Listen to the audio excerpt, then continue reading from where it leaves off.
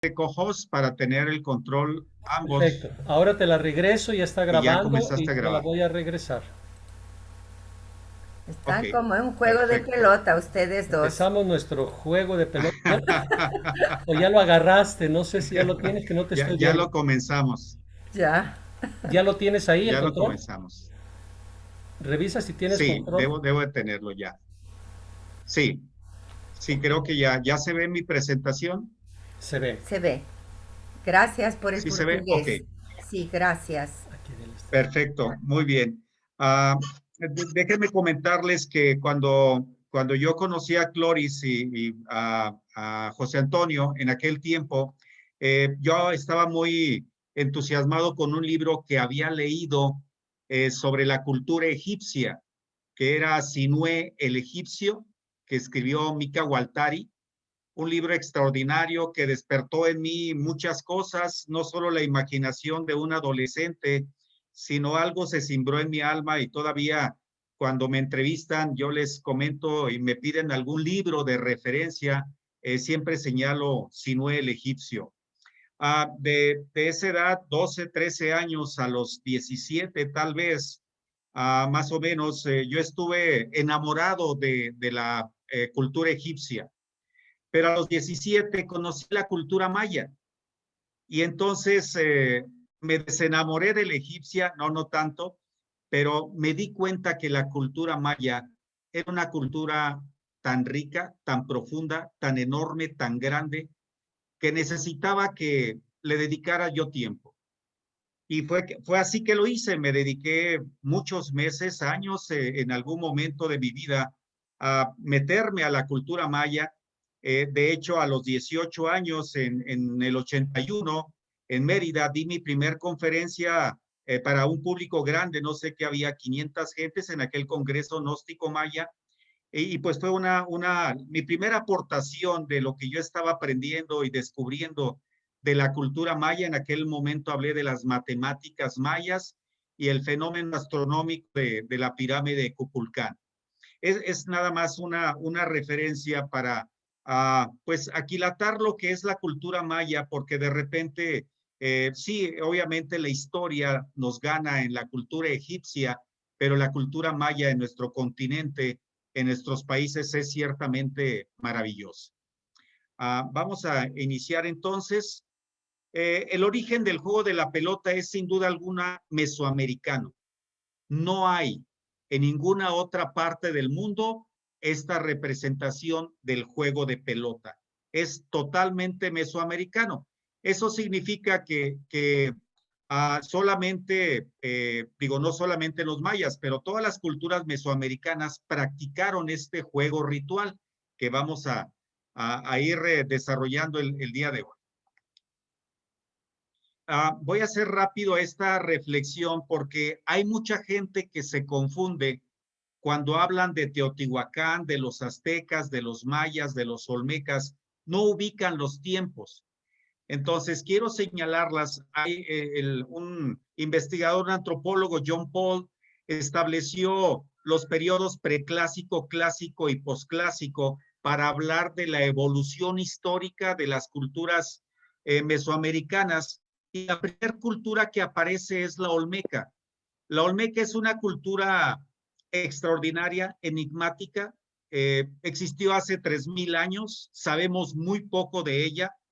Sabemos y conocemos por los monumentos, por las estelas, por las cabezas olmecas gigantes, es por lo que podemos deducir muchas cosas, pero no hay una información muy grande porque es hace 3000 años, imagínense ustedes.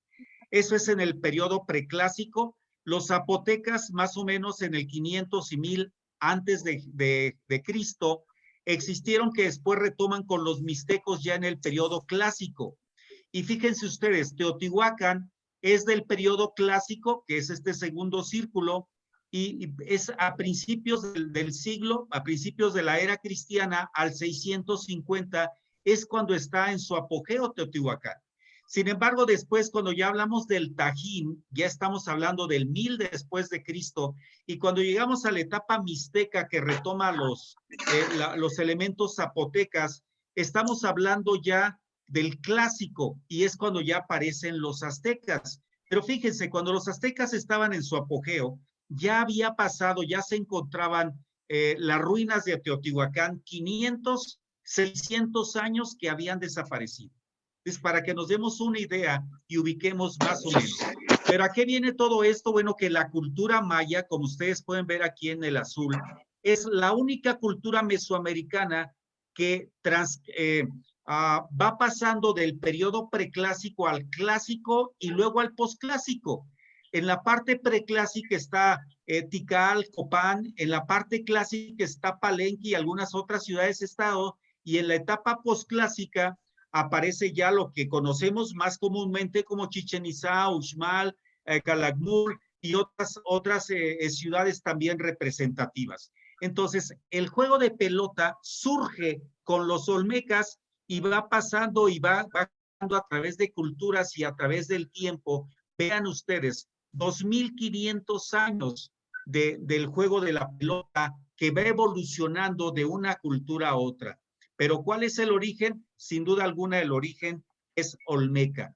Y obviamente ahí es donde se han encontrado los principales vestigios, ¿sí?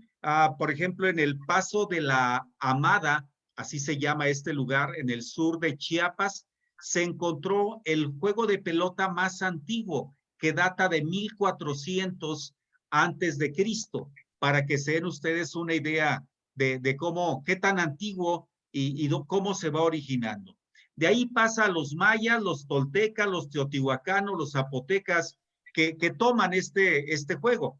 El juego ha tenido diferentes variaciones en la evolución que ha dado. Existía, por ejemplo, sin aros. Vamos a ver algunos campos de pelota que no tienen aros. Otro que sí tienen aros. Otro que se juega solamente con la cadera. Otros que se juega con la cadera, con el codo y con la rodilla. Otros donde hay personajes decapitados, otros donde no son decapitados, algunos donde se utiliza algún instrumento para el arranque del juego y otros donde no se utiliza. Entonces, como pueden ver, hay una variedad grande respecto a la evolución del juego de pelota y obviamente clarificar nada más que su origen está con la cultura olmeca, que es una cultura enigmática. Este juego ha recibido diferentes nombres. Los aztecas le llamaban Tlachtli, los mayas Poctapoc por el sonido que así, porque va rodilla, pared, rodilla, o Pitz también. En el periodo postclásico ya se le conoce como ulama, y los purépechas lo ubican como Pasarutacua. Entonces son los diferentes nombres que se le dan a este juego de pelota y obviamente pues son 2500 años de evolución, ¿no? Las culturas que lo usaron, que hay evidencia porque se han encontrado 1400 juegos de pelota en todo Mesoamérica. La cultura olmeca, obviamente, los mayas, los teotihuacanos, los aztecas, los toltecas, los totonacas con el tajín, que vamos a hablar ahorita, fue un periodo excelso antes de llegar a los españoles, los mixtecos, los zapotecas y también en menor medida, pero también está representado con el pueblo purépecha. Comencemos con la visión cosmogónica del juego de pelota que está en el Popol Vuh. El Popol Vuh, bueno, es llamado así. A ver, déjenme dar entrada a las personas que están. Ok. Ricardo, por favor, habla un poquito más lento, un poquito. Está todo muy interesante. Nos estás ayudando mucho con las láminas en portugués. Gracias. Aún así, un poquillo más lento, por favor. Perfecto, muy bien. El Popol Vuh es un libro que está considerado como el libro sagrado de los mayas. Mucha gente cree que fue escrito antes de la llegada de los españoles. Lo cierto es que es escrito por un indígena quiché, en quiché, por 1500 después de Cristo. Sin embargo, captura la esencia de la filosofía maya. Cuando habla acerca del Génesis, por ejemplo, es algo que a mí me parece sumamente interesante y maravilloso, porque señala que el hombre fue criado del maíz. Hay una historia que primero se crea de la tierra, de madera, bla, bla, bla. Pero cuando logra crear al hombre, lo crea de maíz. Y hay una situación sumamente interesante. Hay un hongo en la mazorca del maíz que es el huitlacoche. Un hongo, ¿no? Ese huitlacoche, que es de color oscuro, contiene aminoácidos, fíjense bien, se hizo un análisis y contiene aminoácidos que puede reparar el tejido humano.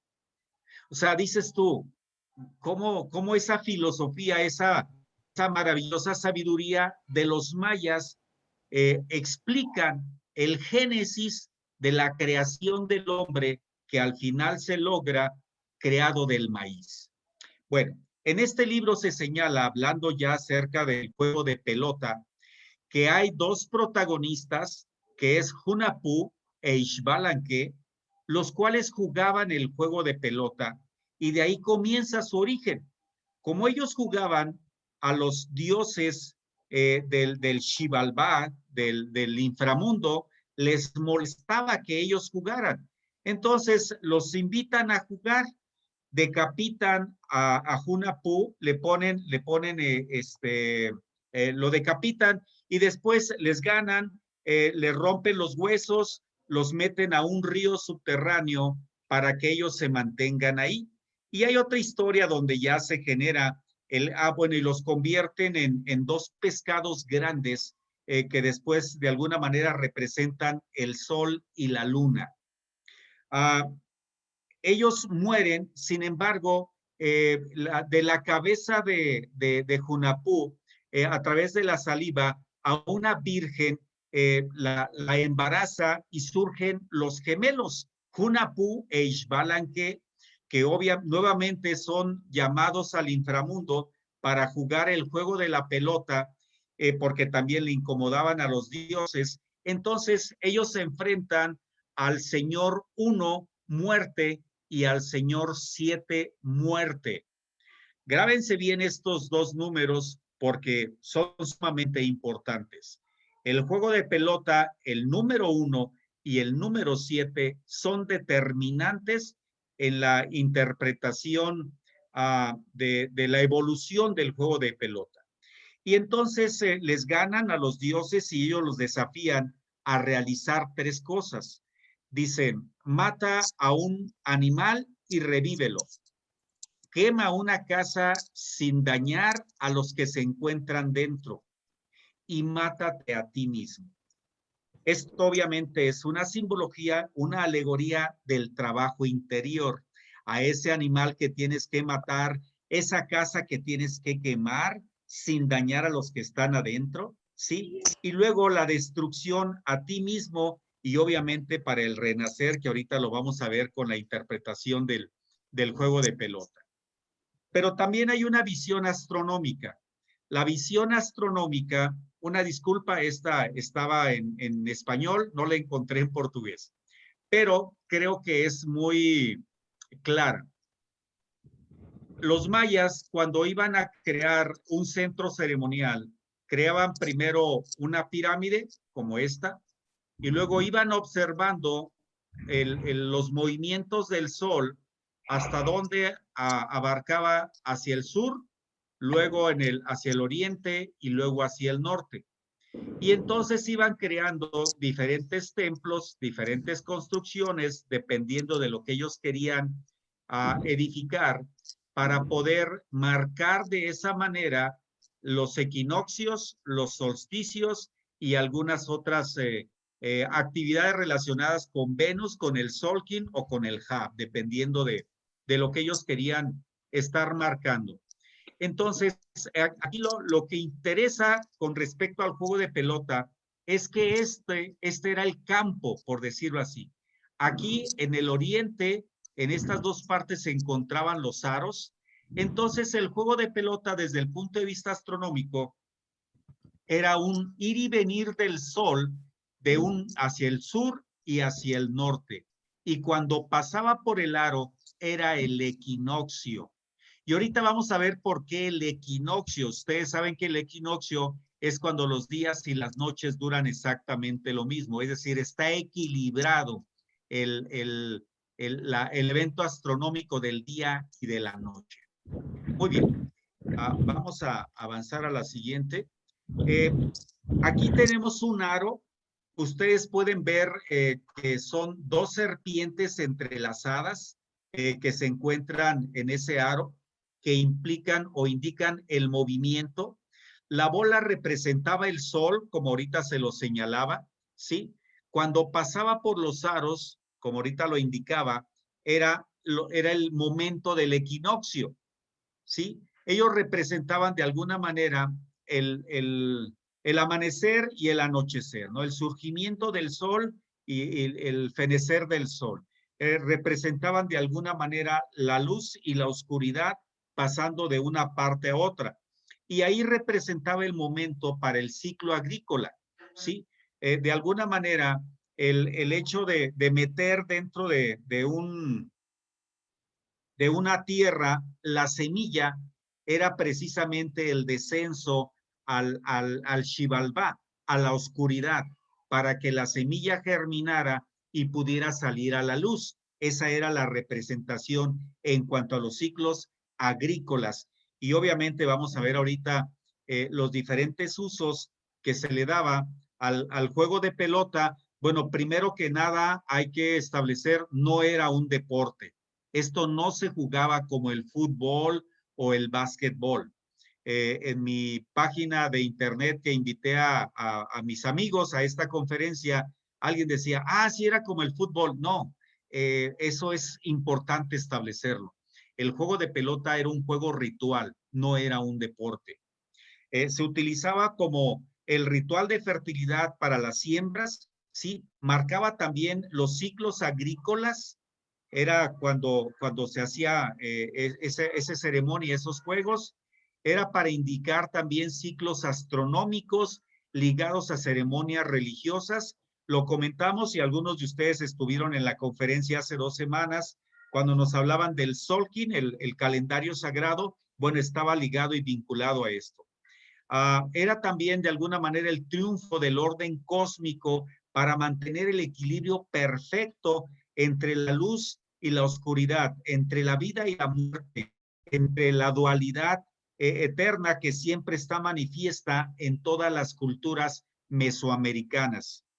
También se utilizaba para marcar un evento importante en la vida comunitaria, ya sea batallas ganadas, algún monumento, una pirámide que se iba a establecer, algún rito fúnebre con respecto a un personaje importante dentro de la vida política de esa ciudad o de esa cultura. También se utilizaba para resolver problemas o disputas entre familias y clanes. Cuando alguien no podía resolver alguna situación, se resolvía a través del juego de la pelota. Y también era un proceso, como lo vamos a ver ahorita, de iniciación con respecto al despertar de la conciencia. Bien. Veamos ahora el juego de pelota. En sí, bueno, aquí tenemos que la orientación siempre generalmente era norte-sur, como les indicaba hace un instante. Este es un ejemplo del juego de la pelota. Aquí pueden ver, este es el campo. Para acá estaría el norte, para acá estaría el sur, acá estaría el oriente y acá estaría el poniente. Generalmente esa era la representación que se tenía. Las medidas eran de 9 a 15 metros regularmente, 9 metros de ancho y 15 metros de largo. Tenía forma de T's, 2 T's, la letra T unidas, porque aquí estaría, esta sería una T y esta sería otra T. Generalmente estaban hundidos. Aquí sí se puede ver que está hundido, aquí está el piso normal y acá abajo. ¿Por qué? Porque representaban el inframundo, representaban el Xibalbá, representaban el descenso al infierno. Acuérdense que los mayas, al igual que los aztecas, tenían 3 planos: el cielo, la tierra y el infierno, el Xibalbá, la tierra común y el cielo. Las paredes generalmente estaban inclinadas, podía haber también paredes rectas, y los aros generalmente se encontraban a una altura de 5 metros.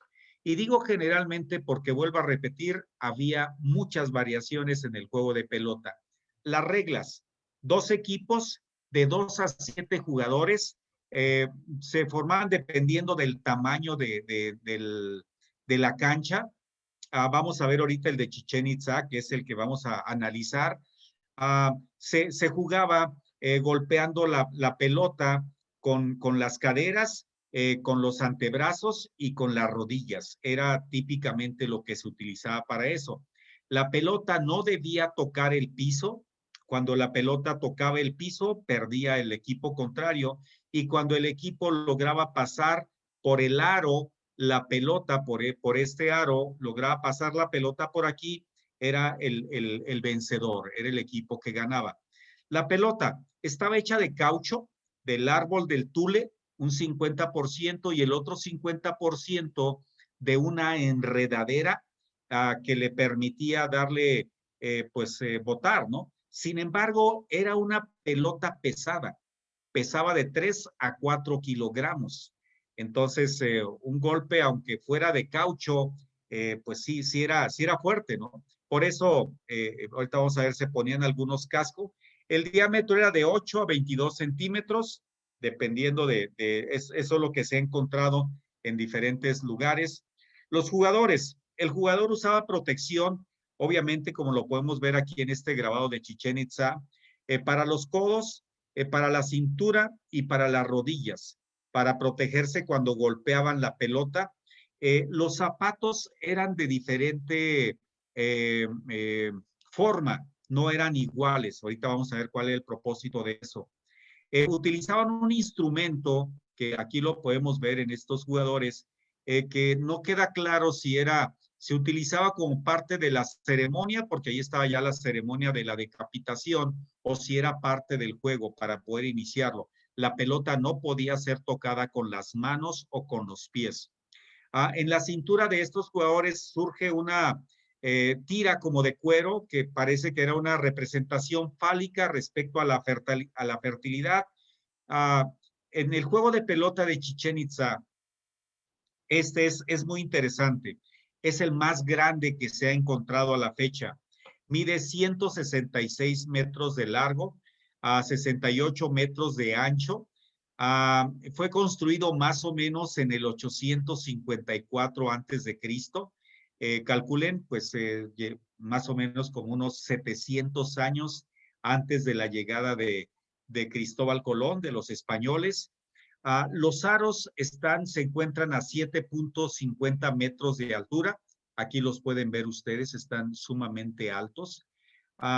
El campo tiene la dirección hacia el oeste, ¿sí? Por lo que, y tiene una desviación, algo muy interesante, tiene una desviación de 17 grados con respecto al norte, exactamente la misma desviación que tiene la pirámide de Kukulcán, que hace ese fenómeno de luz y sombra. En lo personal, yo pienso que el juego de pelota no se ha descubierto los usos astronómicos que le daban, porque también parte de algunos de sus templos, sobre todo el sur, está sumamente destruido. Hay 2 serpientes en esta balaustrada o banqueta, como le quieran llamar, que están por todo el juego de punta a punta, una de este lado y la otra del otro lado. Hay un templo dedicado al jaguar, que es este. Ahorita vamos a ver que el jaguar era el animal, junto con la serpiente, representativo del juego de la pelota, porque el jaguar era el rey de la noche, pero también era el rey del día. Pero era más representativo de la noche, pero había una dualidad dentro de él. Ese poder que le daba lo hacía parte del juego de la pelota. Había además el templo norte y el templo sur, ahorita los revisaremos, y sobre estas banquetas están grabados que hablan acerca de los jugadores que participaban dentro del juego de la pelota, que nos ha permitido tener información para poder analizarlo y estudiarlo de una manera más amplia, porque en la mayoría de los juegos de pelota no hay las inscripciones que sí están en este. Algo increíble es que la acústica que tiene el campo del juego de pelota, si ustedes se encuentran, dejen pasar a la siguiente, aquí en esta, imagínense 150 metros. Si ustedes quieren tener una conversación con una persona que ustedes están cerca del Templo Sur, y si ustedes quieren platicar con alguien que está cerca del Templo Norte, lo pueden hacer sin ningún problema. No tienen que gritar. Si ustedes sacuden las palmas o hacen un sonido, se va a repetir 7 veces. Aún es un misterio cómo lograron, siendo las paredes tan lisas, lograr ese fenómeno acústico que evidentemente tiene que ver con el 7 que les mencionaba hace un instante, que es junto con el 1, números claves en el juego de pelota. Aquí podemos ver el diagrama del juego de pelota de Chichén Itzá. Aquí está el templo norte, este es el templo sur, aquí se encuentra el templo del jaguar, aquí están los aros, ¿sí? Y aquí se encuentran las banquetas en las cuales pues están esos grabados que nos han permitido pues realizar estas interpretaciones, ¿no? Muy bien. El templo del jaguar o superior era precisamente ese templo dedicado a ese jaguar. Ahí se colocaban los altos sacerdotes, los altos dignatarios para observar el juego de la pelota. Este templo del jaguar tiene dos partes, una superior y una inferior. En la superior se encuentra precisamente esa para los dignatarios, y en la parte sur, la vamos a ver ahorita, era dedicada a una actividad diferente. Tiene 2 columnas de 2 serpientes descendentes que obviamente nos recuerdan a la pirámide de Kukulcán, que desciende a través de esos triángulos de luz y sombra el 21 de marzo y el 23 de septiembre, cuando marcan los equinoccios de primavera y de verano, y es el descenso de la divinidad, es la presencia de la divinidad de Quetzalcóatl que desciende y aterriza en la parte central. En su interior hay grabados sobre algunas de las conquistas que realizó la ciudad de Chichén Itzá y sus gobernantes. Aquí podemos ver estos dibujos que los extrajeron de los grabados que se encuentran en esta parte y pues que permiten pues ejemplificar esas conquistas que ellos habían tenido. Aquí tenemos el símbolo del jaguar que está manifiesto y plasmado de una manera muy clara. Es como una especie de asiento o trono que también era ocupado por algunos de los dignatarios o el marcador oficial o el referee, podríamos decir, o el sacerdote que indicaba y que al mismo tiempo manifestaba que todo estaba siendo acorde con como debería de ser la ceremonia. Hay que recordar que el jaguar está ligado como el nahual de los hombres importantes, ya sea gobernantes o los sumos sacerdotes, o con aquellos hechiceros o brujos como ustedes los conozcan. Este es el templo de jaguar exterior. Acá en esta parte es donde están los grabados y los dignatarios. Y aquí era donde comenzaban los jugadores, llegaban para poder encomendarse a ese dios Ixbalanque y Hunapú para poder hacer el juego que ellos necesitaban. El templo norte es quizás el que tiene los grabados más rescatables. Si ustedes se pueden fijar, hay algunas todavía pinturas que se han rescatado. Imagínense, después de más de 1000 años, aún se conservan algunas partes porque tienen precisamente toda una cobertura del techo. El templo sur, lo vamos a ver ahorita, no está tan completo. Ahí aparecen flores, animales, símbolos fálicos, pájaros que vuelan sobre los árboles, y está también Kukulcán. Pongo Quetzalcóatl similitud Quetzalcóatl Kukulcán como un hombre saliendo de una serpiente, que ahorita vamos a hablar precisamente de eso, ¿no? Y algo interesante es que aparece un hombre barbado, que a la fecha es un enigma. Algunos señalan que es Jerónimo, un español que se extravía, se pierde y que es agarrado por los mayas y vive con ellos en algún tiempo, pero no hay ninguna certeza de eso. El templo sur, lo pueden ver, está completamente destruido, ¿sí? No hay inscripciones, se han borrado. Generalmente se afirma que era utilizado como para los personajes importantes, más allá del gobernante, el sacerdote que estaban en el templo del jaguar, para que estuvieran siendo testigos del juego de pelota. Estos son los dibujos que se encuentran en las paredes. Ustedes pueden ver, son las representaciones, ahorita se los voy a poner en piedra, pero quiero que los vean en este dibujo porque está un poquito más claro. Aquí pueden ver a dos de los jugadores, acá pueden ver a otros dos del equipo contrario, aquí pueden ver al equipo, al líder o al capitán del equipo ganador, que es donde surge la incógnita. ¿Cómo es que está decapitado si es el que ganó? No, son los que perdían. No, se decapitaba al capitán del equipo ganador y ahorita vamos a ver qué representa. Y obviamente las serpientes que salen son 7 serpientes, aunque una de ellas se convierte en un árbol florido con flores, con frutos. Aquí está la bola del juego representado con el símbolo de la muerte, tiene la vírgula del habla, en fin, aquí eso es lo que vamos a encontrar en las paredes. Y entramos a eso, ¿no? El capitán vencedor es el que es decapitado. Alguien dice, pero ¿cómo es posible eso? Es inadmisible. ¿Cómo decapitas al que ganó? Sí, porque la decapitación era simbólica. Si ustedes se fijan, voy a regresarme a la anterior, la posición de ese personaje decapitado no era una posición acostado o muerto, sino que se encontraba vivo. Y fíjense en esta mano, ¿qué número está indicando? El número 1. ¿Se fijan? Es el número 1 el que está marcando. Y aquí están las 7 serpientes que salen. Son 6 serpientes, obviamente, y esta séptima, que en otros grabados los vamos a ver ahorita, son 7, aquí se convierte en un árbol florido. Toda teoría es gris, solo es verde el árbol de dorados frutos que es la vida, decía Goethe, y aquí lo vemos ejemplificado de una manera magistral.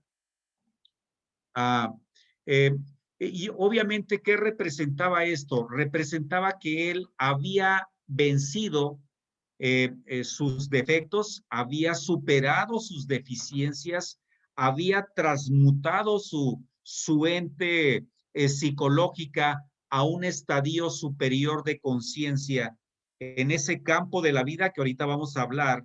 Y esas serpientes representaban precisamente lo que había salido de él y ese árbol florido en lo que él se estaba convirtiendo, en esa vitalidad, esa inmortalidad. Y ya les señalé los números 1 y el número 7, Ohum y Bokub, que son el número 1 y el número 7, que lo vamos a señalar enseguida. La bola que está representada por un cráneo, vean ustedes, no es un cráneo normal, es un cráneo vestido, es un cráneo que habla, representa ese renacimiento después de la muerte, esa vida que surge después de la transformación. La semilla es sembrada, se destruye, se muere para el surgimiento de ese árbol. Así también, cada vez que nosotros superamos nuestras deficiencias psicológicas, cada vez que vencemos un miedo, cada vez que nos superamos en alguna parte del egoísmo, en alguna parte de la envidia, en algún miedo, en algún prejuicio, en algo que nos limita, que nos impide alcanzar a ver una visión completa de la vida, en ese momento ese cráneo habla, en ese momento la vida surge. Eso es lo que representa esa bola, sí, es la bola del juego representada a través del cráneo. Significa pues que ese decapitado ha conquistado la luz, ha conquistado su conciencia. Aquí podemos ver otros grabados y también dibujos donde ustedes pueden ver, aquí este personaje tiene las 7 serpientes, 1, 2, 3, 4, 5, 6, 7, sí, es un jugador también, y obviamente para los que dicen es que era del equipo perdedor, claro que no, nadie va a construir nada para un equipo perdedor. Y acá hay una vasija que se encontró en Guatemala, que también tiene precisamente esas 6 serpientes y la 7ª en un árbol florido. Y aquí con también una navaja de obsidiana que también se observa en el otro grabado, tiene la cabeza de ese personaje que ha sido decapitado y otra vez, su posición no es de un muerto, la posición es de alguien triunfante, alguien que alcanzó el vencer esas limitaciones, eso que te convierte o más bien te impide convertirte en lo que puedes ser. Esa victoria sobre ti mismo, pues se logra cuando el personaje es decapitado. Algo interesante, aquí están las cabezas olmecas. Les decía hace un instante, la cultura olmeca es la cultura madre, es la cultura de donde surgieron muchos de los conocimientos que después pasaron a través de los zapotecas, a través de los teotihuacanos, a través de los mixtecas, a través de los mayas principalmente, porque ya les explicaba en la línea del tiempo. Hay muchas cabezas olmecas, 17 se han encontrado a la fecha. ¿Qué representan esto? Hay algunos que dicen es que eran dignatarios, otros dicen no, eran los jugadores del juego de pelota que eran decapitados. Surgió una teoría que a mí me parece ridícula de que representaban a personajes con síndrome de Down, ¿no? Bueno, es algo pues, que causa risa. Si ustedes pueden ver, aquí puse algunas de las fotografías, tienen cascos, ¿sí? Esos cascos se utilizaban precisamente para el juego de pelota. Lo que llamó mucho la atención de estas cabezas son los rasgos negroides, decían algunos, pero en realidad eran representados así por la representación del jaguar. Ellos querían representar al jaguar en estos personajes. Todas las cabezas son diferentes. No hay ninguna parecida. Todos tienen el capacete, el casco completamente diferente. Hay algunas que han encontrado que están destruidas, no se sabe por qué, destruidas a propósito, no destruidas por el paso del tiempo. Miden de 1.5 a 3.5 metros. En promedio miden más o menos 2,5 metros, pero hay desde 1.5 hasta 3.5 y pesan de 5 a 25 toneladas en promedio, pero hay una que llega a pesar 50 toneladas. Están hechas de basalto, un basalto que de donde son encontradas está a 60 kilómetros el traer esta materia prima para poder hacerla. Entonces, este es otro ejemplo de cómo los equipos vencedores, el capitán del equipo ganador, pues era decapitado virtualmente y porque era una manera de honrar ese éxito que había tenido sobre sí mismo, esa conciencia que había despertado, esa luz que había generado y lo representaban de esa manera. Aquí les recomiendo un video, El alma de México 01, El amanecer de Mesoamérica, ya lo pondré ahí en el chat. Ahí a partir del minuto 23 aparecen todas las cabezas olmecas por si alguien tiene interés en profundizar más acerca de esta cultura y de estas cabezas colosales. Muy bien, ya en la parte final, vayamos entonces, ¿sí estamos bien de tiempo, Cloris y José Antonio? Dígale que sí. Sí, sí. Continúa, Ok, Ricardo. sí. Ya nos vamos a la parte del simbolismo profundo del proceso psicológico del iniciado, de la representación de esto. Primero, como ya lo hemos mencionado, aparece el número 1 y el número 7. Ya ustedes están familiarizados con estos glifos y cómo se representan. ¿Qué representaba el 1?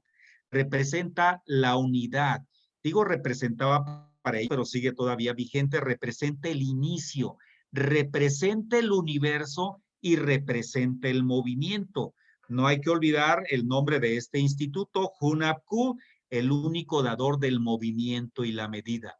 El número 7, Bokup, que es, representa, ojo, representa el equilibrio que rige la vida del ser humano con la divinidad.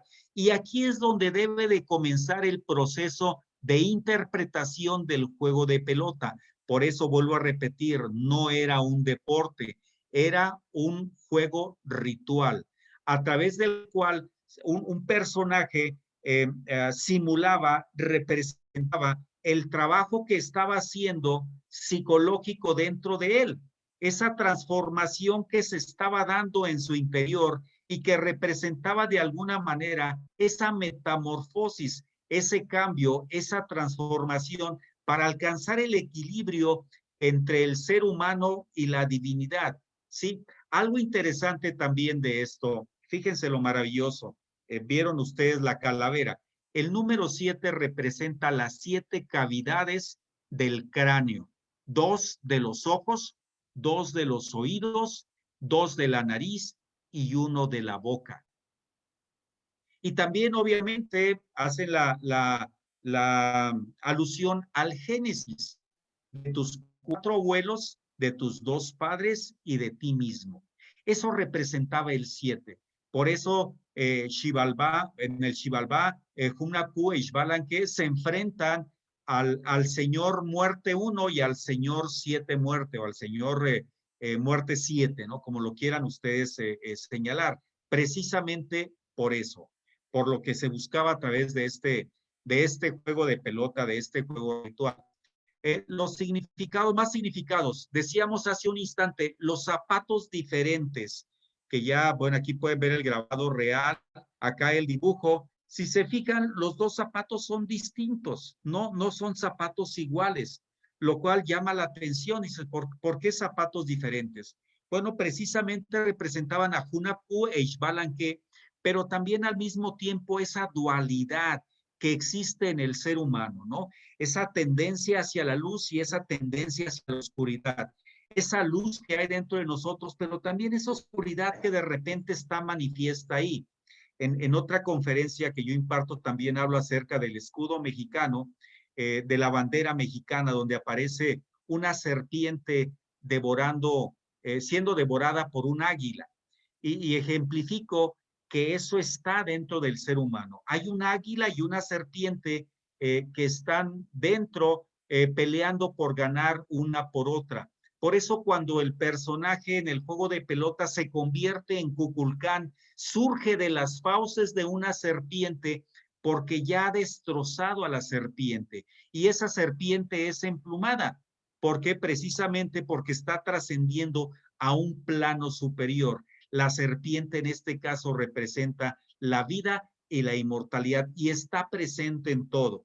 Podemos ver aquí la serpiente que emerge del decapitado, vemos las serpientes que están por todas las banquetas del juego, vemos las serpientes descendientes en el templo del jaguar y vemos al Quetzalcóatl en el templo norte, cómo surge de las fauces de una serpiente.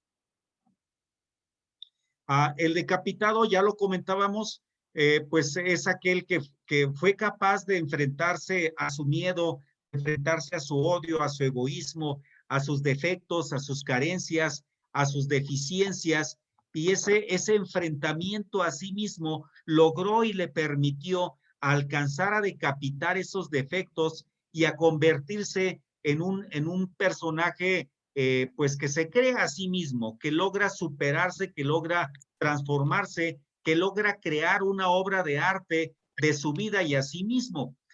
Aquí se manifiestan los dos elementos vitales dentro del proceso del juego de pelota, dentro del proceso de la vida, que es la voluntad y la conciencia.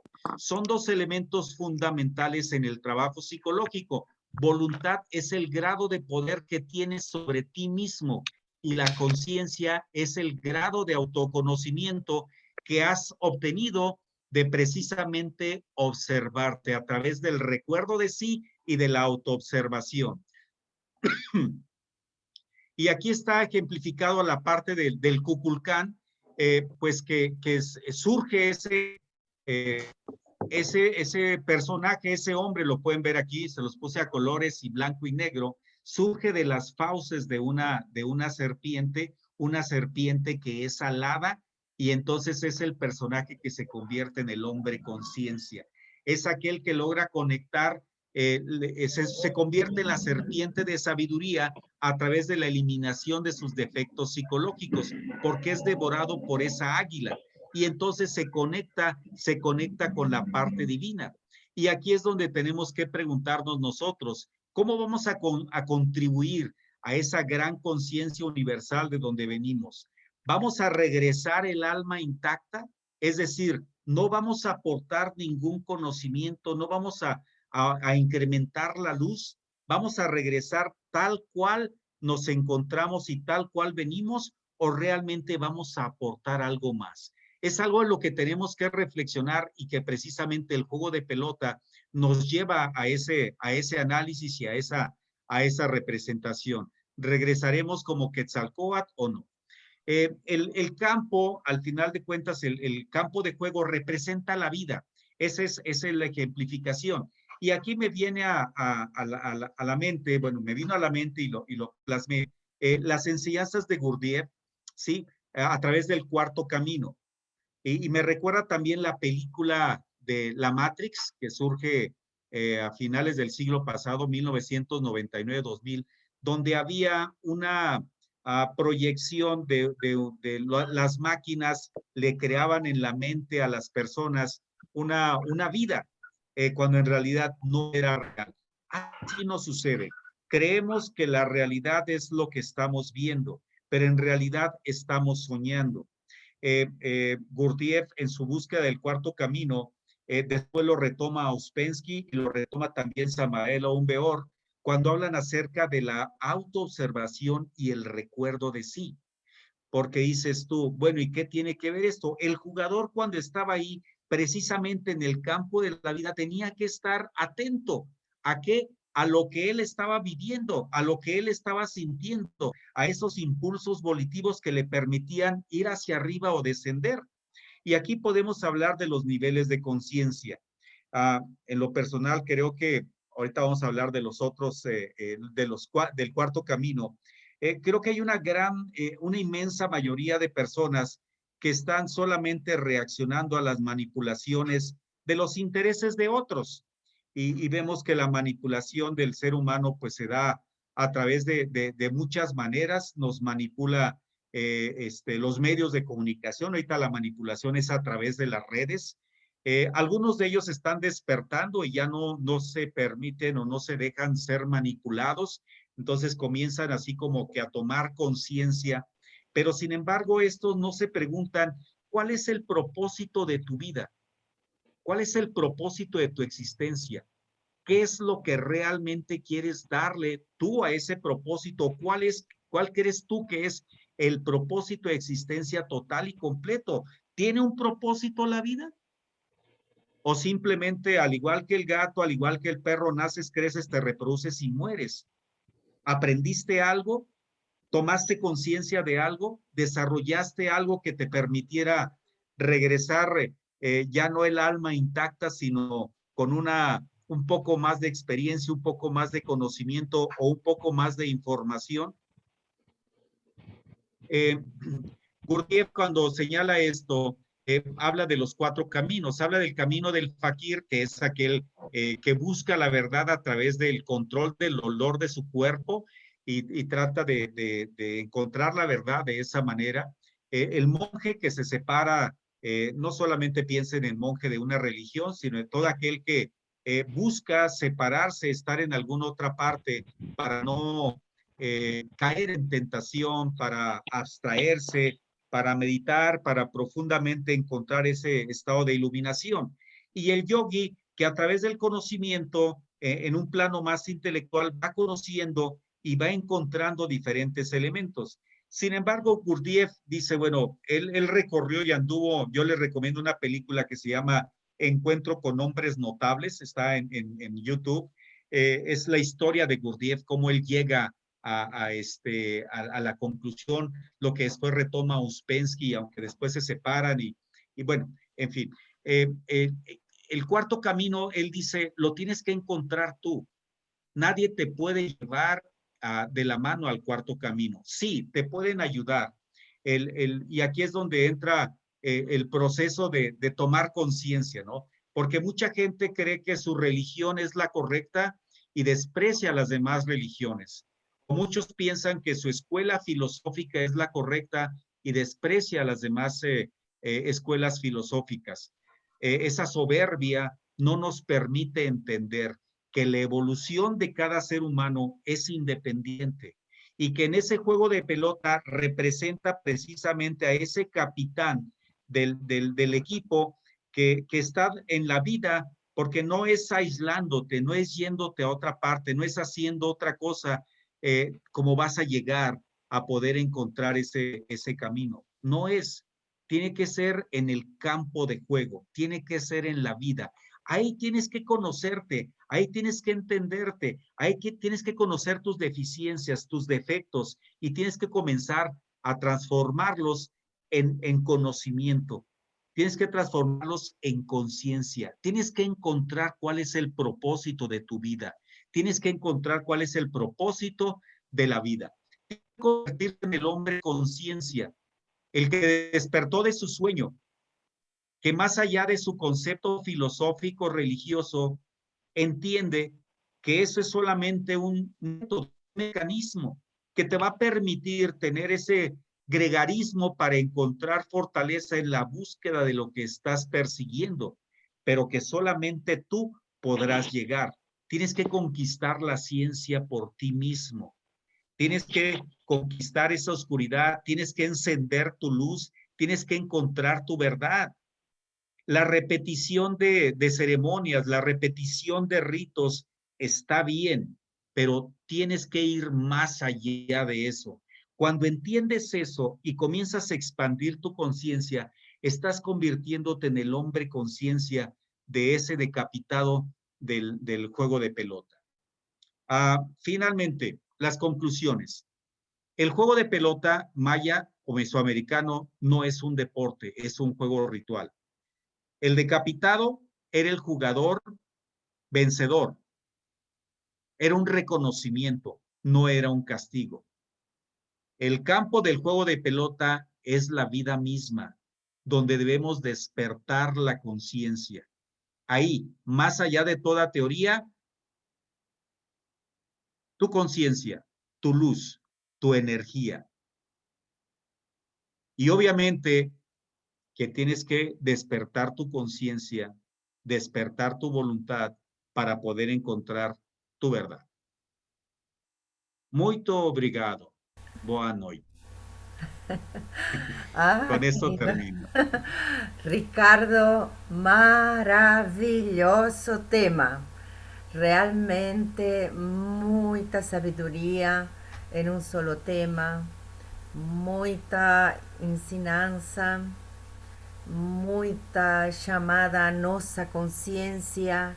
E tal como você falou, Ricardo, o decapitado não é uma decapitação física, sim? É uma decapitação de nossos agregados psicológicos, de nossa sombra, de nossa personalidade inferior. Realmente esse é o símbolo realmente do decapitado, que bem se vê nos diversos frisos que existem em Chichen Itzá, justamente aí no campo de jogo de pelota. Aí está esse friso extraordinário, e não só aí, estão em diversos lugares, em El Tajín, ¿sí? están en otros lugares, en Oaxaca, etcétera, etcétera. Nossa, Ricardo, maravilloso. Inclusive você respondió algunas cuestiones que estaban aquí de los asistentes, a quienes yo quiero continuar dando a bienvenida a muchas personas que entraron, y a personas muy queridas, tanto de Bolivia, de España, como de otros países. Aquí a Leonaíse pregunta o seguinte, Ricardo, te lo voy a traducir en Sí, español. por favor. Dice, el maestro gnóstico Samael Aumbeor enseña que la pelota era hecha de piedra. Los miembros del equipo pasaban esta piedra. ¿Eso procede a las pelotas o eran de caucho solamente? Sí, el maestro Samael lo menciona en su libro Misterios Mayas. Y sí, no es precisa esa información, eran de caucho solamente. Ya, eran de caucho solamente. Según la Ujú. antropología, según la arqueoastronomía, o sea, arqueología, confirman que eran de caucho, ¿cierto? Así es. Ujú. Así es, sí. Bien. ¿En qué periodo Ya fue existe? lo que se respondió. Jefferson da Silva hizo una pregunta, pero ya la respondiste. Mismo así me gustaría decírtela. Dice, ¿en qué periodo existe el sacrificio del ganador en el juego de pelota? ¿Por qué sucedió? Ya respondiste, Ricardo. ¿Sí? Jefferson también es un instructor do Brasil, de Santa Catarina. Entonces, bueno, y todo el mundo agradeciendo, muy felices. Espero que por favor des ¿qué fue lo que ofreciste pasar? Un link O un link, querido Ok, Ricardo, de un filme. el link de un filme. Sí. sí. Déjenme. Mientras Ricardo va pasando link, quiero decirles a todos los asistentes que por favor aguarden que viene a segunda parte de esta live. Y yo quiero que ustedes asistan aquí un juego de pelota, ¿sí? En un filme. Van a ser apenas unos minutinhos, 3 minutinhos, y vamos a dar continuidad. Aguarden un poco para que todos tengan una idea más o menos de cómo era esto, ¿sí? Bueno, yo quiero agradecer, querido Ricardo, una vez más en nombre de todos. Realmente nosotros estamos muy agradecidos porque yo sé lo que es hacer un tema intentando traducir en portugués. Nosotros todos los días de la vida nos debatimos en esto. Por eso es que realmente valorizo muchísimo tu material con ese esfuerzo, ¿sabe? Gracias, gracias, gracias. Un Além de placer. toda riqueza. Alejandro, ¿quiere decirle algo a Sí, Ricardo? quiero agradecerte, Ricardo, por este tema extraordinario. Prácticamente todos los asistentes a esta live son personas que hacen un trabajo interior, procuran o despertar da consciência e penso que falar de nossa cultura, a cultura maia, as culturas prehispânicas, é fundamental porque eles faziam esse tipo de trabalho. Então, realmente resgatar essa sabedoria, tirar esse preconceito e esses paradigmas de que era simplesmente um jogo para a morte, un juego sin sentido, un juego donde el equipo ganador morría y con eso clausuraron los juegos en la época de los españoles. Simplemente estamos tirando ese veo de nuevo y colocando en el lugar cierto, colocando en el lugar donde nuestra cultura debe estar, una cultura de un conocimiento amplio en el campo cosmogónico, en el campo toda a parte do conhecimento da terra e também do ser humano mesmo. Assim que estudar a cultura maia é fundamental para nos autoconhecer, um caminho realmente profundo e interessante e tu de maneira magistral lo has explicado. Muchas gracias, Ricardo. Estás emplazado para continuar hablando más adelante sobre esta sabiduría de las culturas mesoamericanas. Gracias, Claro que gracias, sí. querido Un doctor placer. Ricardo. Gracias. Gracias, gracias. Y realmente también tú me hiciste recordar algo increíble. está relacionado también con el campo de deportes creado en Olimpia entre los griegos, basado justamente en los pies de Hércules, que tiene que ver también con todo un trabajo interno, un trabajo extraordinario, de dónde salieron las Olimpiadas. Mas ese va a ser un tema más adelante. Tiene que ver ¿sí? con el sol también. Tiene que ver con el sol, igual, igual. Entonces vemos cómo las culturas antiguas, ¿sí? No ven el deporte como lo vemos ahora, una simple diversión, ¿sí? Entonces era un trabajo más além, ¿sí? Más além, con un simbolismo profundo. Mas, mis queridos amigos, asistentes y amigas, que vamos a continuar. Yo quiero presentarles a ustedes aquí un filme maravilloso que son, y va a ser solo un pedazo, unos 3 minutinhos, porque él es completo en realidad, pero elegí unos pedacinhos, porque después quiero mostrarles qué relación tiene con el Solking, ¿ok? Ese filme se llama Ulama, el juego de la vida y la muerte. Es un film del director Roberto Rochin. Vámosla, por favor, asistan.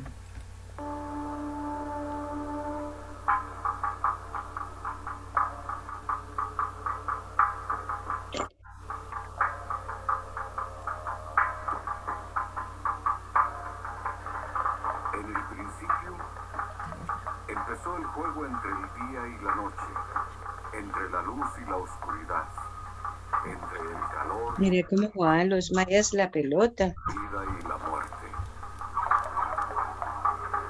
Ese es el tema gnóstico. Fue así que los dioses se reunieron en el primer lugar, el Teoclash, la cancha de juego de pelota divina para poner al universo en movimiento. Comenzó la luz, se apartó el cielo de la tierra, se inició la vida. Así comenzó el juego, así dio principio el tiempo.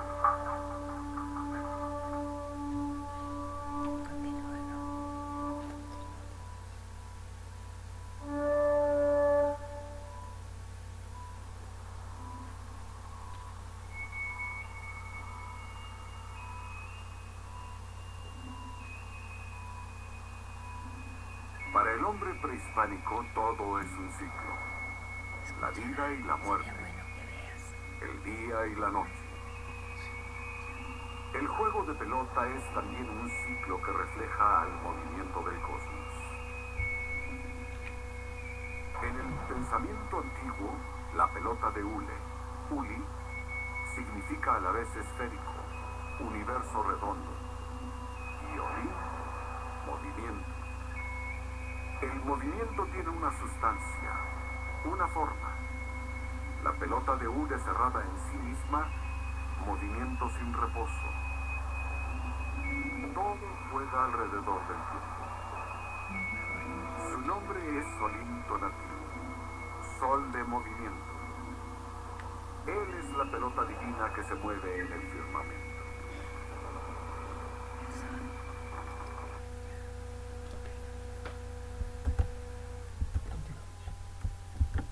Ok, bueno, cada uno de vocês ya tuvieron una idea de lo que es o jogo de bola, el jogo de pelota maya, ¿sí? Con ese filme también, prácticamente confirmando todo aquello que falou el doctor Ricardo, tá?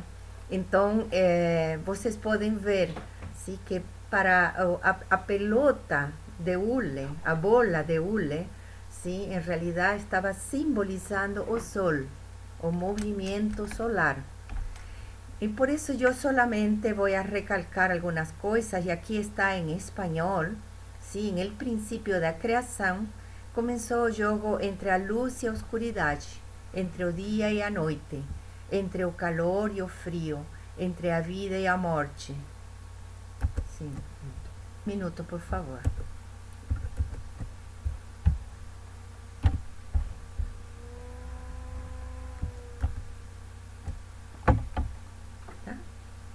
Preguntas si están viendo. Vocês estão, Soplo. vocês estão ouvindo? Estão enxergando? Sim? La presentación que estamos... Estão enxergando a apresentação? Estão ouvindo? Tá ótimo. Alguém mais me dá umas coordenadas? Todos? José Augusto, você está ouvindo? Som perfeito. Tá, ótimo. Sim, sim. Beleza. Obrigada. Ouvindo bem. Sim, obrigada. Um minuto, Denise. Só um segundo, por favor.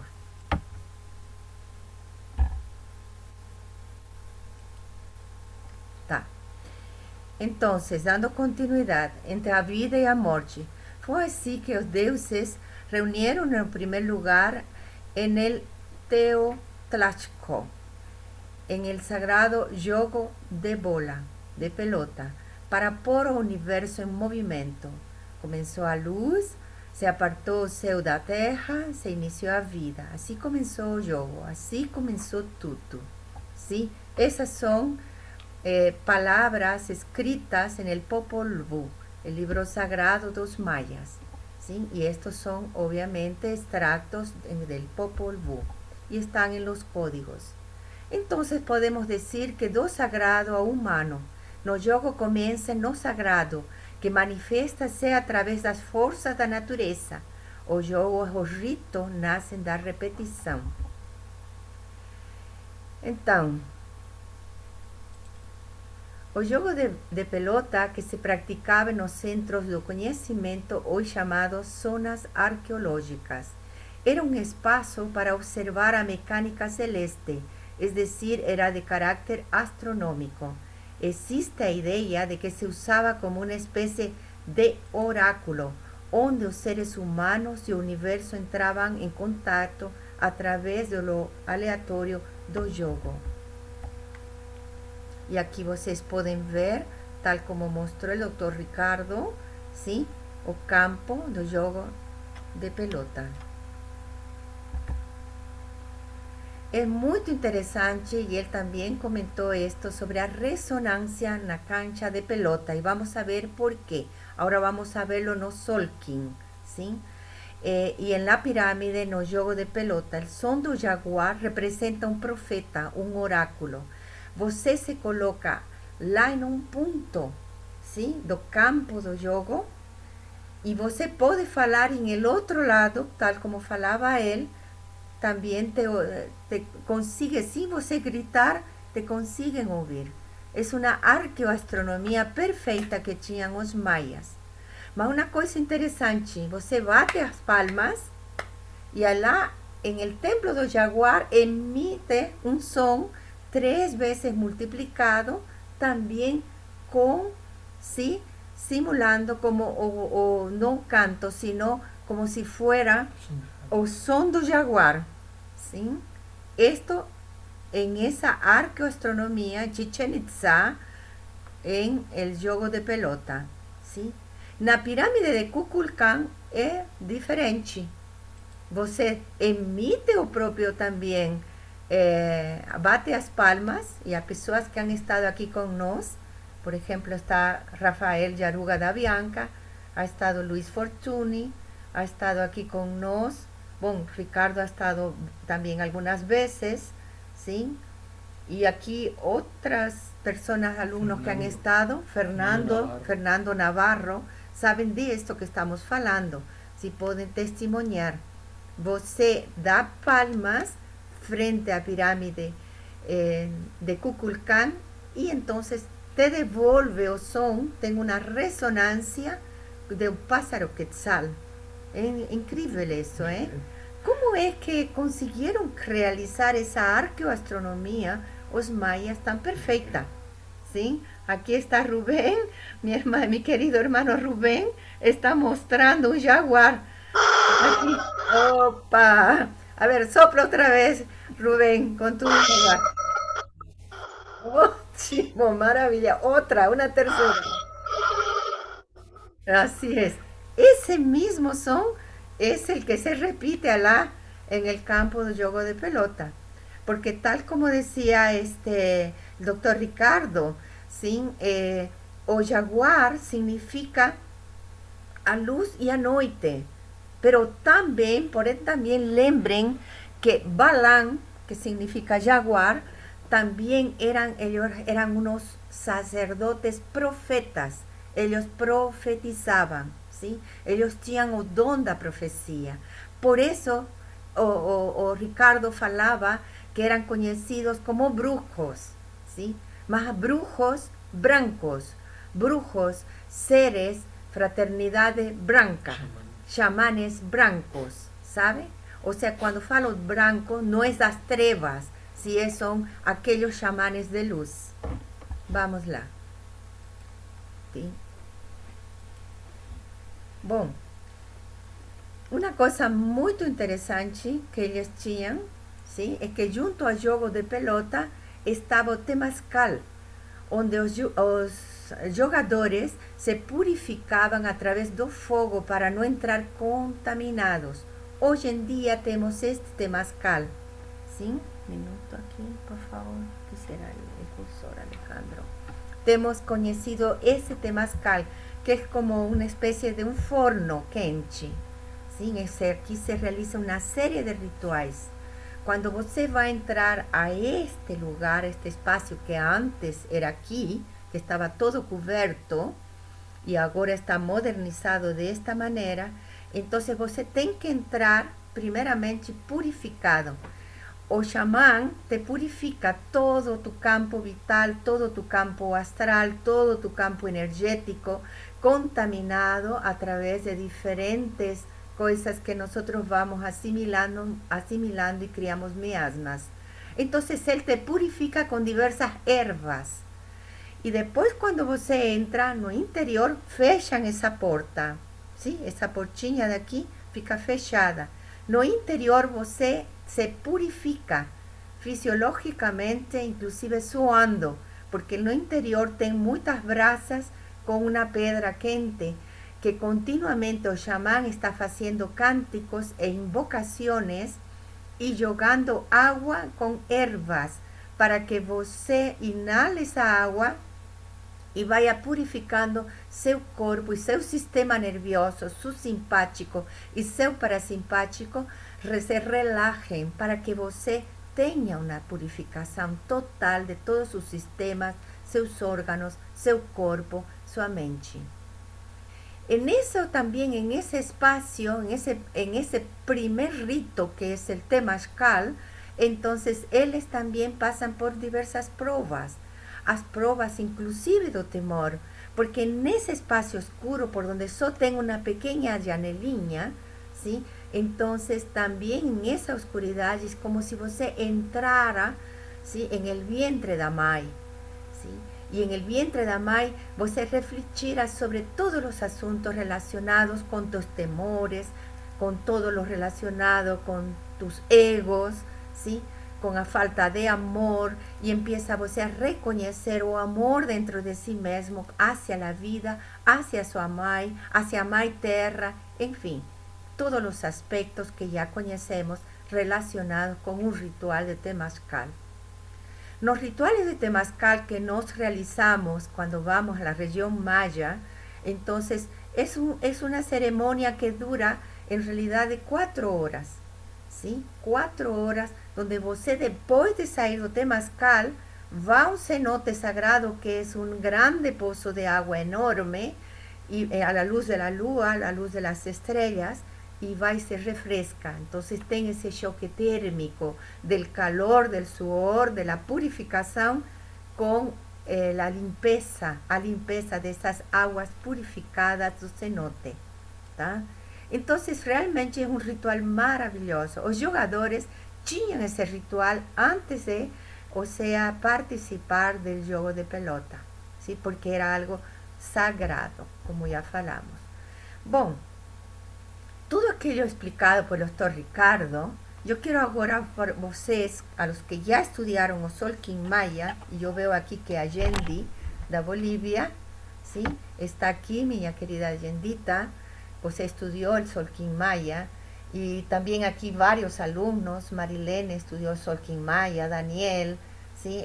Sandra, y entre otros que están aquí, el profesor también Sergio Linke, estudió Jorge Pil, Ali Unaisi, todos estos han estudiado el Solkin Maya, quiero que vocês vejam a similitude do campo de bola com esta matriz galáctica. Essa matriz galáctica tem a ver com o Solkin Maya.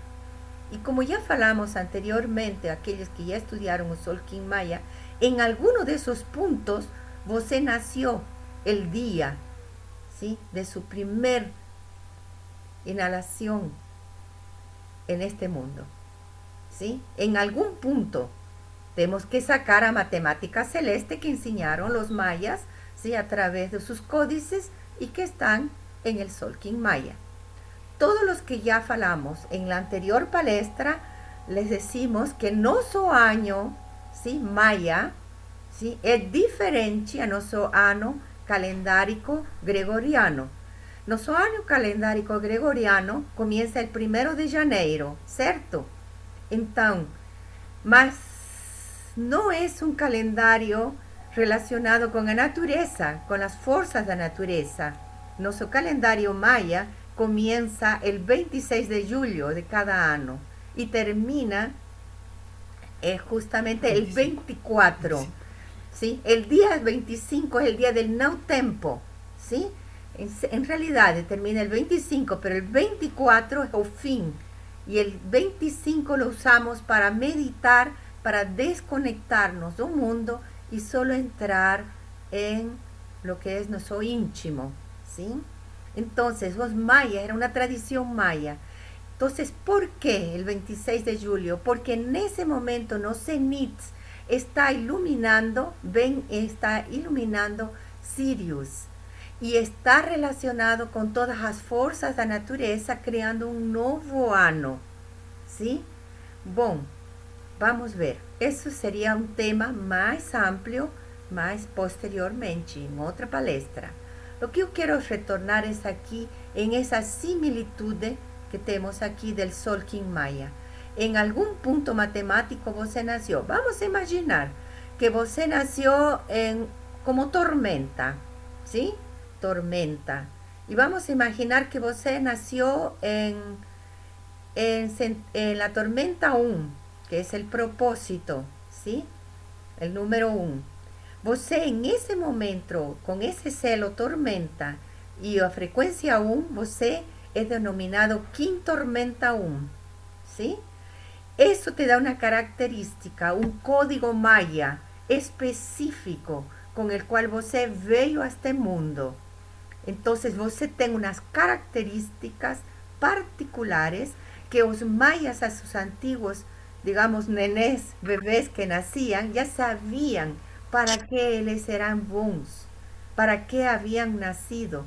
Porque a partir de ahí, ten 13 frecuencias, que esas 13 frecuencias denominan a jornada de luz da alma de ese individuo, ¿sí?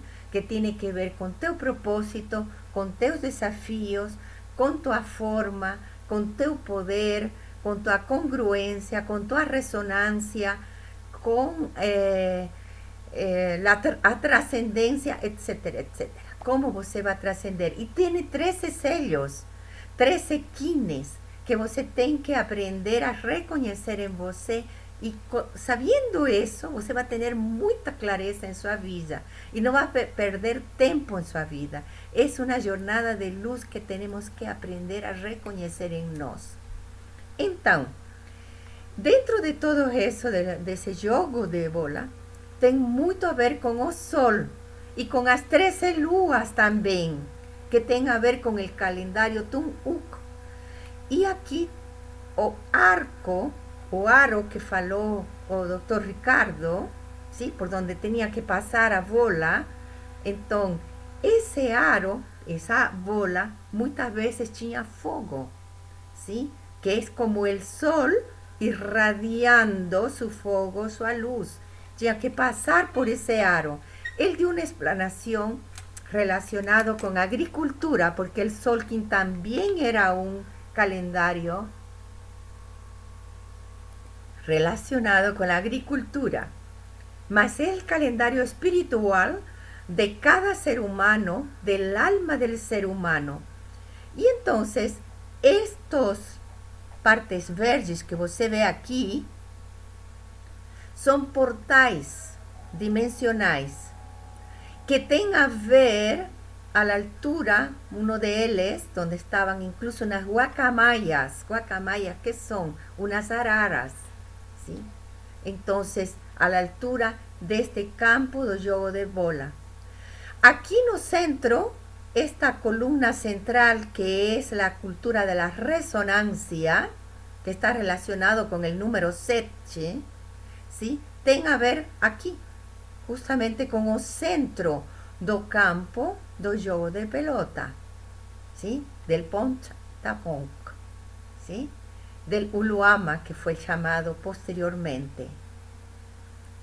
Está explanado esto, tenga a ver con esta resonancia. Entonces, cuando la gente estudia todos estos celos, estos arquetipos que tienen toda una simbología extraordinaria cada una de ellas, ¿sí? También estudia los deuses mayas, con el gran Unaku, que es el grande todopoderoso, de donde parten todas esas otras energías. Queridos, para poder realmente entender esto, precisamos estudiar o Tzolk'in. Não é difícil, é uma matemática celeste mágica, que você vai descobrir em você, em tu interior. Eu te convido realmente, de maneira muito especial, a conhecer tudo isto. Alejandro vai dar continuidade com essa explanação.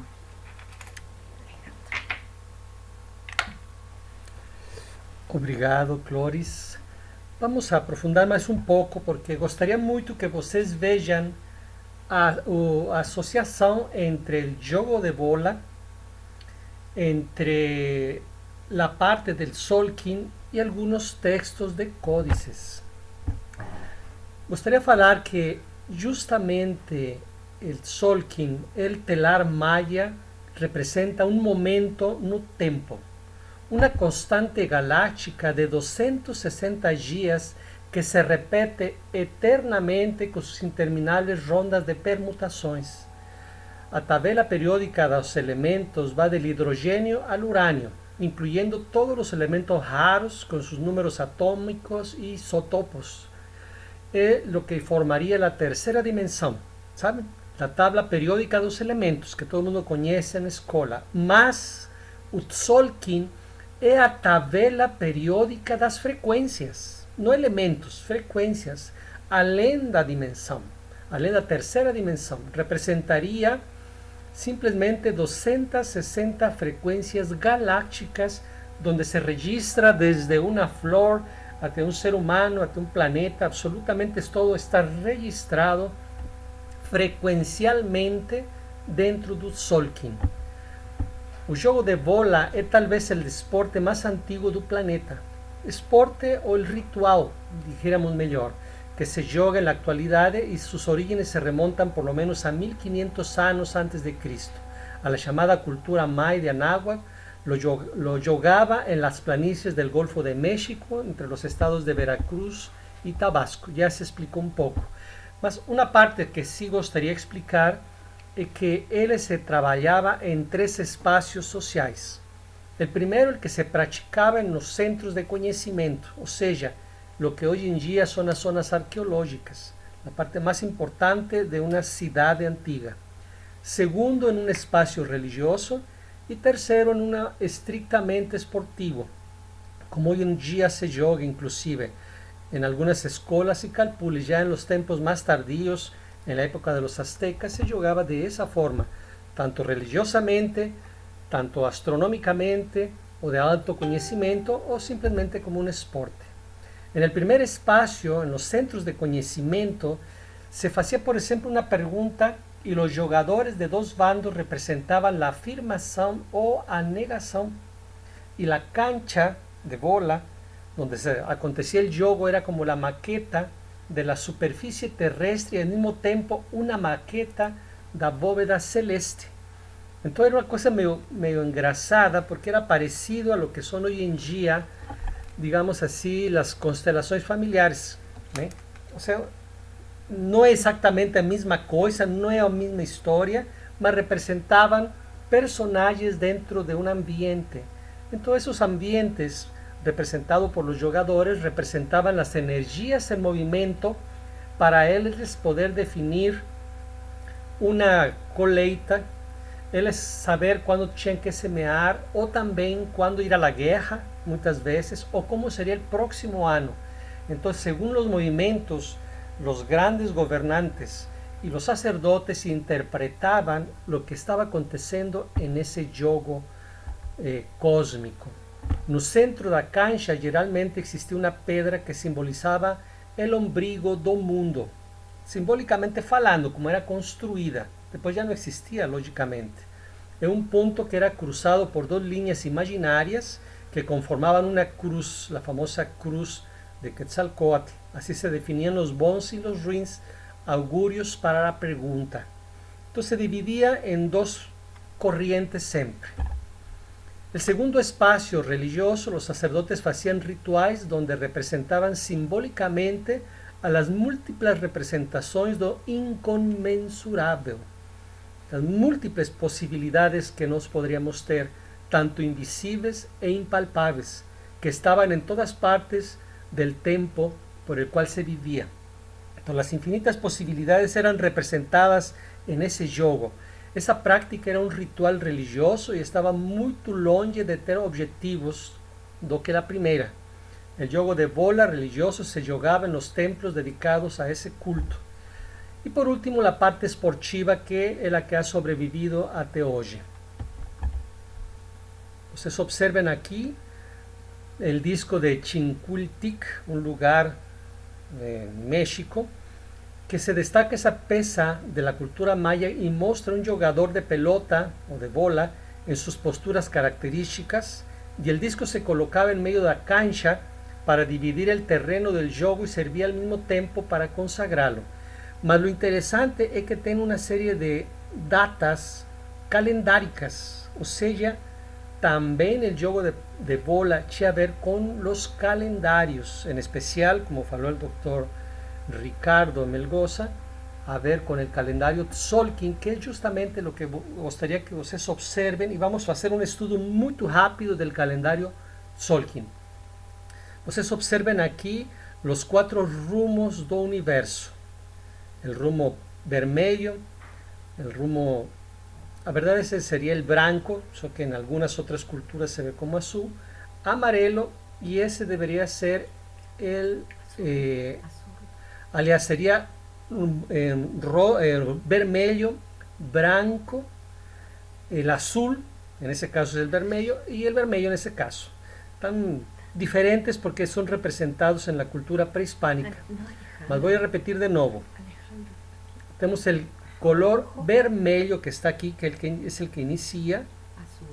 Después vamos para vamos a tomarlo de esta forma, que sería branco. Aquí está mal colocado, que sería el que refina. Después vamos para el azul, que es el que procesa, y finalizamos con el amarelo, que es el que finaliza y fermenta todo. De esa forma es como los mayas representaban, solo que los aztecas lo representaban de otra forma. Mas en fin, representan los 4 rumos do universo, como está representado justamente en esta figura del códice precortesiano, o también hoy en día conocido como el Códice Madrid, porque se encuentra en la ciudad, en el Museo Nacional de Antropología de Madrid. Y ustedes pueden observar, si ustedes observan, aquí está el árbore da vida, el árbore cósmico, que es la ceiba, un árbore sagrado. Y en ese árbore ustedes ven la dualidad, una persona bastante joven y una persona más bella. Y aquí en el círculo, aliás, en ese cuadrado, ustedes observan 20 símbolos que representan los 20 días. Ahora, si ustedes observan y contan esos punchinhos, representa lo que serían las trecenas famosas. Son 4, 8, 12, 16, 17, 18, 19 y 20. Son 20 trecenas multiplicadas, aliás, son 20 trecenas, son 20 de 13. 13 por 20 nos daría 260, que sería justamente este calendario que vocês observan. Inicia con el y finaliza con 260, que son las frecuencias do Solkin. Entonces estamos observando aquí un movimiento interesante. Aquí esto, muéstrales qué tiene que ver con estos celos. Sí, cada uno de estos que vocês observan aquí en el Códice de Madrid, Códice antiquísimo, tiene a ver con estos celos que vocês observan aquí. No voy a entrar en detalle porque levaría mucho tiempo, mas son cada uno de estos celos combinados con estos números o frecuencias, a verdad, que son 13, que nos da los 260. Mas un detalle interesante, la columna mística que vocês observan aquí es la columna 7. 1, 2, 3, 4, 5, 6. Aliás, 1 esa es la columna. 2, 3, 4, 5, 6 y 7. Oye aquí qué interesante. Y esa columna 7 es justamente la que falaba el doctor Ricardo, en el centro do Solkin, la que divide un lado y otro. ¿Y qué representan esos dos lados en medio de la columna mística? Lo que representaría el centro da galaxia. Ustedes pueden observar aquí el padrón que está compuesto justamente el Solkin, un padrón significativo que comprende en estos puntos negros o pretos 52 dias especiais, chaman-se 52 portais, donde la onda da vida y ondas vibratorias son más poderosas. Entonces, eso es lo que define prácticamente dos lados del Solkin. Un lado que podríamos decir los lados más ruins y los lados o el lado más positivo. Ahí vienen las dos fuerzas trabajando una acompañando a otra. El centro, el camino da Vía Láctea, el centro donde jugaban los jugadores, donde se juega la vida, el centro que es el equilibrio perfecto de un lado y de otro, y los portais que nos tenemos que utilizar perfectamente de forma equilibrada.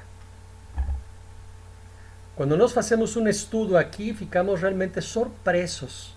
Si vocês suman, por ejemplo, 1 más 7, da 8, más 13, da 21, y 7 da 28. Y si vocês suman ese 13, ese 5, ese 1 y ese 9, da 28. Y si suman ese 11 y ese 12 más ese 13 y ese 2, da 28. Y si suman ese 2 más ese 3 más ese 12 más ese 11, da 28. Y si suman cualquiera que vocês estén sumando en extremos, ese 3 más ese 4 más ese 11 más ese 10, da 28. Todo da 28. Ese 2 más ese 4 más ese 12 más ese 10, 28. Ese 4 más ese 7 más ese 10 más ese 7 da 28. Entonces estamos encontrando una tabla perfecta de 52 frecuencias que son energéticamente más poderosas. El número 28 tiene mucho a ver también con la pirámide de Kukulkan. Aquí vocês observen justamente la columna mística que ya falamos. Y esta aquí también representa una especie de pirámide energética, como si fuesen los degraus de una pirámide, solo que deitada. Entonces, piensen conmigo. El Solkin está representado también por la cancha, por el juego de bola, por la plataforma del juego de bola, y al mismo tiempo representa a pirámide.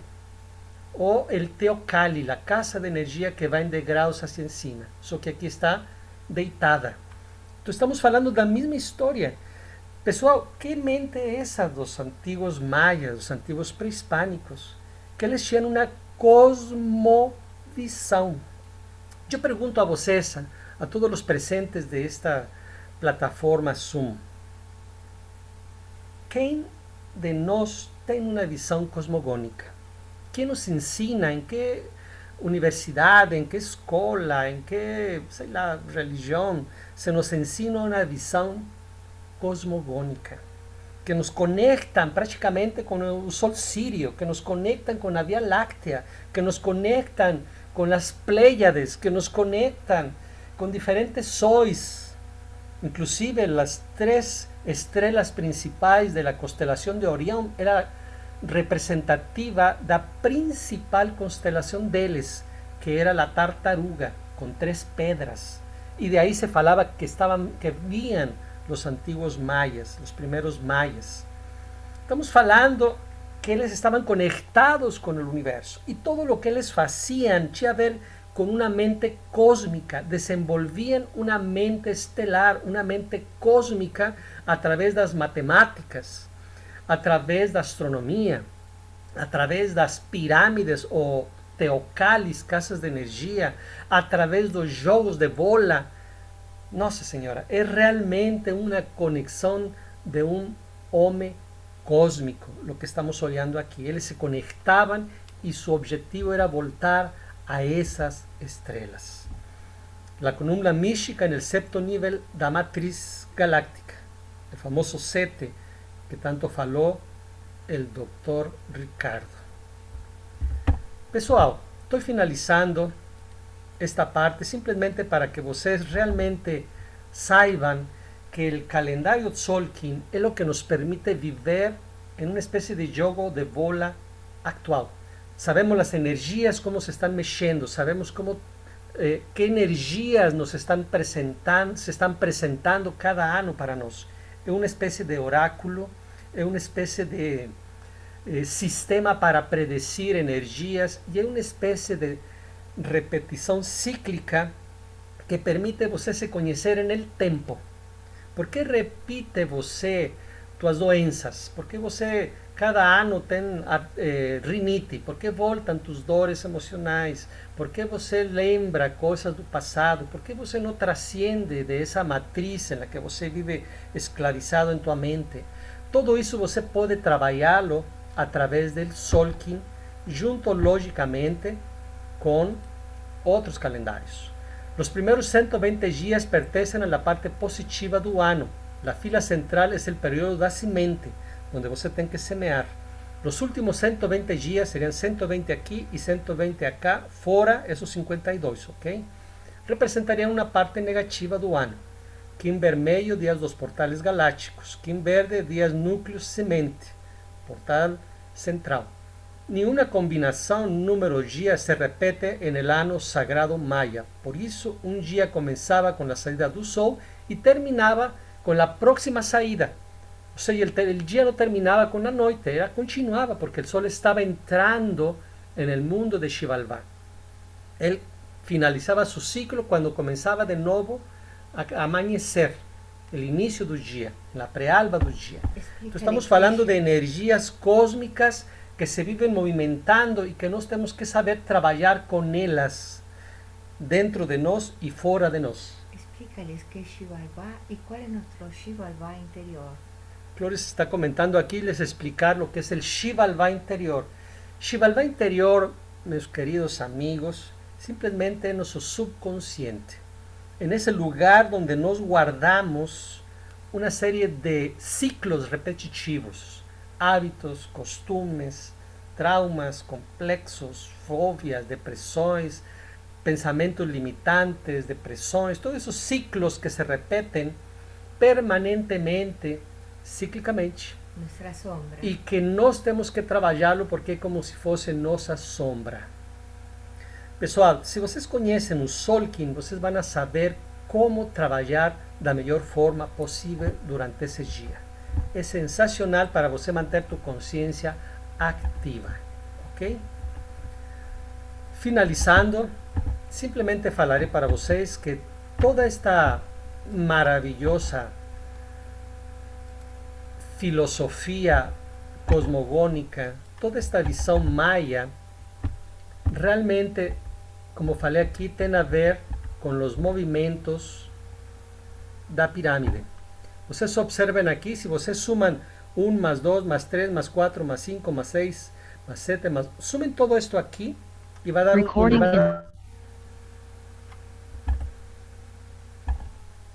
Só um minuto que... Dá o número 14. Vocês sumam 8 mais 6 são 4, 9 mais 5 são 14, desculpa. 10 más 4 son 14, 11 más 3 son 14.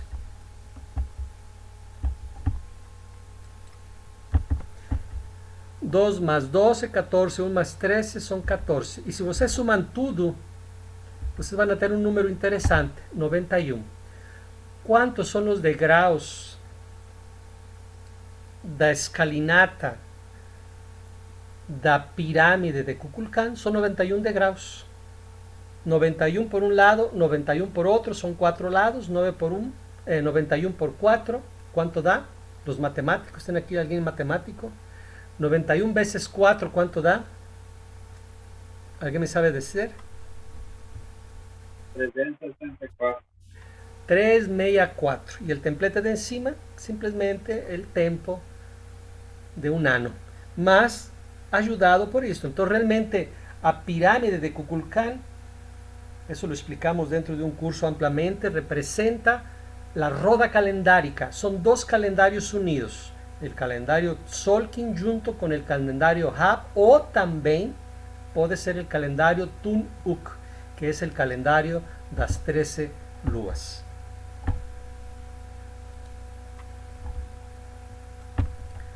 Pessoal, vou finalizar aqui por assuntos de tempo, mas simplesmente eu quero deixar uma mensagem para vocês. O estudo de estas maravillosas culturas, quando estamos estudando, a gente descobre que é um conhecimento vivo, que podemos trabalhá-lo a um em dia. Tan é assim que eu gostaria de convidar a vocês para a próxima palestra. Essa palestra vai ser o dia 21 de julho, mesmos horários.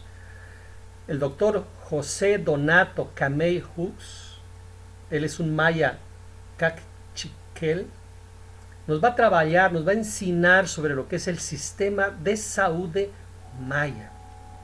Nos vai falar do conceito de saúde desde a cosmopercepção maya, a origem das doenças e dos desequilíbrios energéticos, a organização do sistema de saúde maya, seus actores, terapeutas, como identificam a formação, a legitimidade, a especialidade e a subespecialidade. A medicina hoje em dia maya se continua trabalhando, né? É um tema que Cloris pediu de uma maneira muito especial. Todo mundo precisa de medicina hoje em dia. E este é um médico oficial, um cirurgião, de fato, um cirurgião. Mas ele também tem toda a sua cultura maya, porque é maya caciquel, como eles se definem. Então vai ser um tema espetacular. Ele é de Guatemala, assim que se preparem. Dia 21 de julho temos uma nova reunião aqui para conhecer esta sabedoria milenar. E finalizando, pessoal, estamos em um curso básico de el Tzolk'in Maya. Os que possam participar, me deixem uma mensagem, por favor, em meu WhatsApp, está aqui para que vocês anotem. O plano intermédio são os 3 primeiros módulos, o intermediário, os 3 seguintes, aí estão as datas, e o avançado, vocês podem observar aqui as datas.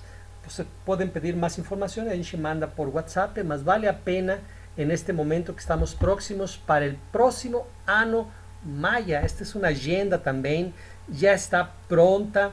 Estamos fazendo um pedido ainda nesta semana. Se vocês quiserem, já vem de México, mas vocês têm que saber como trabalhar essa roda calendárica que é esta agenda.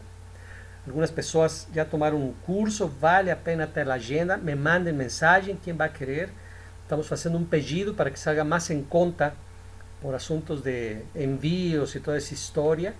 Então, realmente vale a pena começar o dia 25 de julho, aliás, 26 de julho de 2021, com essa nova energia conhecida como Ano Semente Elétrica Amarela. Que nos vai deparar?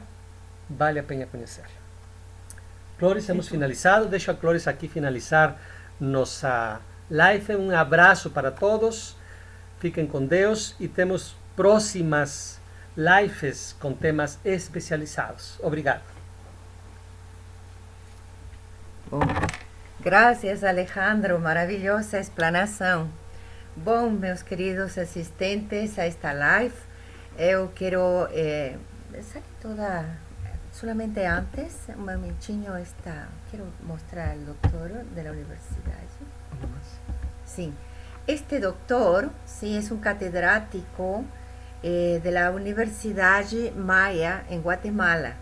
Entonces estamos trabajando con ellos en común acuerdo y por eso es que como a saúde es muy importante y los mayas tienen mucha sabiduría, incluso estos mayas actuales, como vienen de sus legados, de sus antepasados, etcétera, van trayendo muchos conocimientos que vale la pena que todos nos conozcamos, ¿cierto? Bom, yo quiero decirles a vocês que este tema, en realidad, es muy profundo. Es un tema que nosotros podríamos aprofundar mucho más. Apenas hemos tocado o esencial. Porque vocês pueden ver como en el campo do jogo de pelota, digamos que as luz y as trevas entraban en ese juego, ¿sí? Los señores de Xibalbá con los otros jugadores, ¿sí? Con los otros equipos. ¿Quién ganaba? Entonces era aquel que realmente era un trascendido. De ahí el por qué existe a pirámide. Acá en el campo de juego de bola es donde se baten las energías. Es aquello, nosotros en el día a día estamos en un juego de bola, realmente, en el juego da vida, ¿sí? Vamos a salir ganadores o perdedores. ¿Cómo es, sí, que vamos a jugar en nuestro campo de pelota? Mas, lá na pirámide, es lo que por eso está que tiene un son do Quetzal. Son aquellos que entonces son como a serpiente con penas, la serpiente emplumada, que se levanta, que se yergue, que toca el cielo, que toca la divinidad. Es la trascendencia.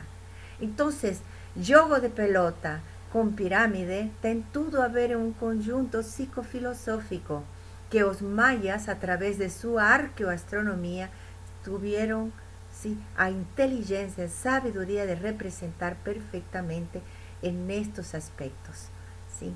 Bom, meus queridos asistentes, si tienen alguna pregunta, si quieren tomar un micrófono, falar algo, perguntar algo, dizer algo, ensinar algo, fica libre para vocês. Estamos aqui.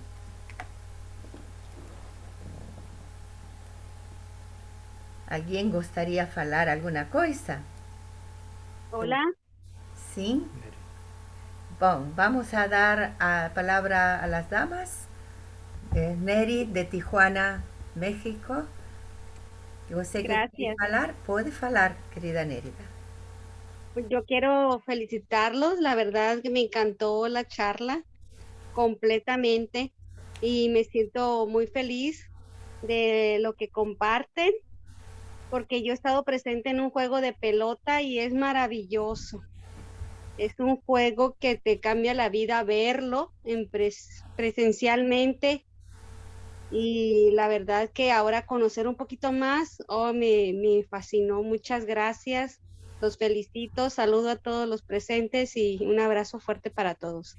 Muchas gracias, Neri, muchas gracias. Qué bueno que estuviste presente en un juego de pelota.